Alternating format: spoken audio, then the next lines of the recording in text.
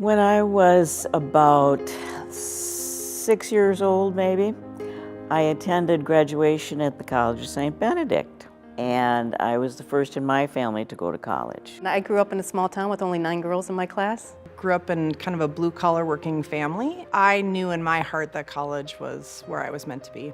So it was such a nurturing community. It could have been the cleaning woman. Everybody cared how you were doing, and it showed.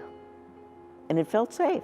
Leading courageously means being able to try something or take people in a direction that has never been done before, or following your own heart and your own gut, and just being able to take on new adventures.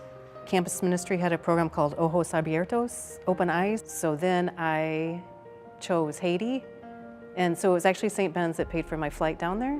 So it was something that had never been done in my family before, and sitting in a room full of women that I graduated with was so powerful. That year while I was there, I worked in an orphanage, and I actually assisted a doctor there that came once a week, so I helped pass meds.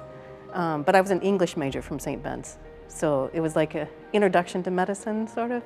We found out that some of the kids were too sick to go to the orphanage, and then you quickly realize, oh, actually, they shouldn't be dying. This is malnourishment, and so put a feeding tube down and feed them and give them vitamins. And what if we did labs, and what if we got an x-ray and found out they had tuberculosis? These are all treatable. If somebody that I respected tremendously told me that I could do it, then I could do it. And I think that Professor Humphrey started it, and then later on I looked at bosses that I'd had, and I'd think, they think I can do that? And I did.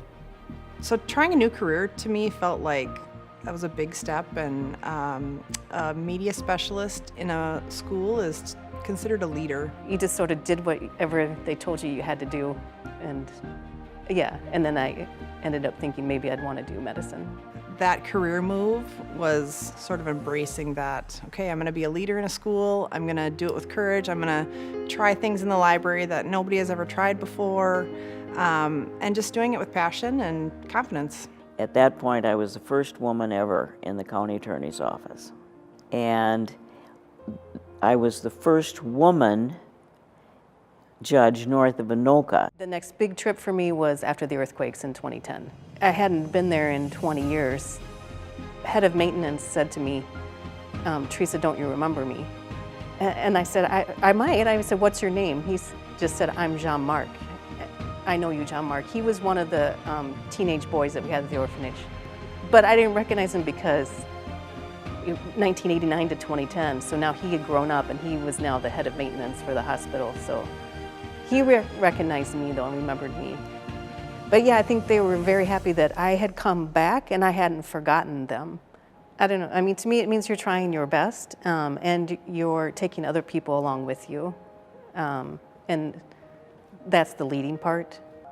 Let me just say how proud I am to be a graduate of that institution.